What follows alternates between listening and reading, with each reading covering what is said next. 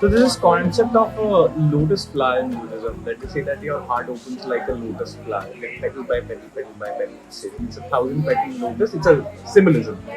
Um, but it's like as you drop more and more of your fears and insecurities, you feel this open-heartedness and enthusiasm towards a lot of life, which is quite a gratifying feeling. Like when you see a beautiful sunset, the feeling that you get, right? Or when you meet a friend after a long time, you feel love. It's the same feeling, you can feel it more and more and more and more. But you say you don't read religious texts though. I don't read them. I don't buy them. I don't buy them after reading the book. I read the practices, I do the practice. Whatever comes out of the practice for me, that is the only model I have. And that is also subject to change as more things are discovered. So in some sense, you become more of a student than make believe that you know everything, which is the way culture brings us up, to pretend in front of everyone that we know everything. It's a very shallow place to, it's not, I won't call it shallow, but it's a very limited place to be in life, because you gotta make believe that I'm good at this. So for example, at work, if you gotta show it to other, if you're in the model that I gotta show to everybody else that I'm really good, the problem is, while you might get a quick promotion, you might feel really, really stressed inside that you're not good at what you do. And all of us have imposter syndrome as well, right? So, whereas if you be honest with yourself that this is what I know and this is what I don't know, so every day can become a space of learning for you, which is a very fulfilling, much more fulfilling place to be. When you truly like to learn something and you gain knowledge.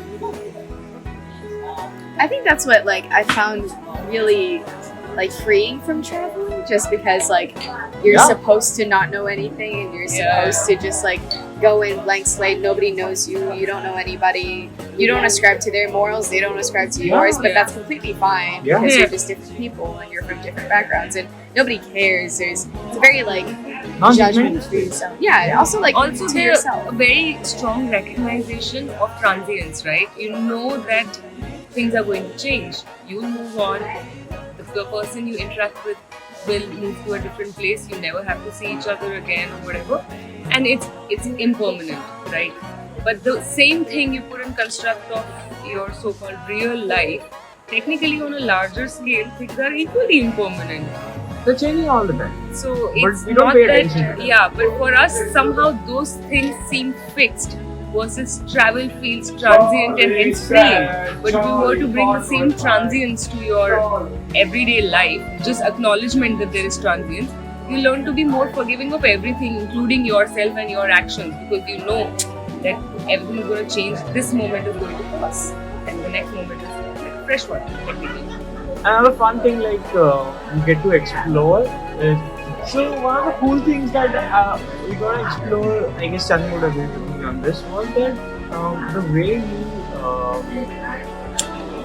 the way you're inside is the same way that you're outside. So typically, the people and the actions you get in the outside world have a lot to do with some parts of yourself that you don't dislike. accept. Yeah. And once you learn to accept, you can do it either ways. And the learning will come both ways. That's again how it's been for me. And as I accept something within me, some acceptance is gained for the outside. And if, let's say, you accept that you made a mistake at work today, and you be honest with yourself that I did fuck up and try to do better next time. When somebody else fucks up, I find myself having more compassion for them, knowing that I do it too. And nobody's perfect. The expectation that they are perfect while I'm not is unreasonable. And same way, if you observe the world outside, if you can be forgiving to other people, at some point you learn to become forgiving towards yourself as well. They're very, very closely entangled. Your models of the outside world and the models of the inside world. I have noticed that like the things that I judge about other people usually are more of a representation of like things that I don't like about myself, more so than it is like my issue with them, Yeah. especially if I don't know them very well. And this is where psychology and spirituality take a fork, slight fork. They're very closely entangled, but they have a slight fork here. That psychology works with the content of the mind. Like if you tell this to a therapist, maybe they talk about how do you find out what do you judge inside. Spirituality takes a different route. It says that don't care about what you judge inside, just observe yourself. Just observe what the judging feels like. And then let it go. And the more you practice letting go, at some point you'll be free of the pattern, the psychological pattern that causes you to cling to judgmental thoughts. And you can observe that happening as well as you practice. So Vipassana even goes a layer deeper than that. It says don't even observe the feeling, observe just the sensation. So Yeah, that's how you observe the Yeah. feeling, right? yeah, The feeling means the feeling in the body. yeah. So like basically just rely on bodily sensations, right? So like if you're sitting in a meditation state, lots of thoughts will obviously keep coming up and lots of things are going on in your head.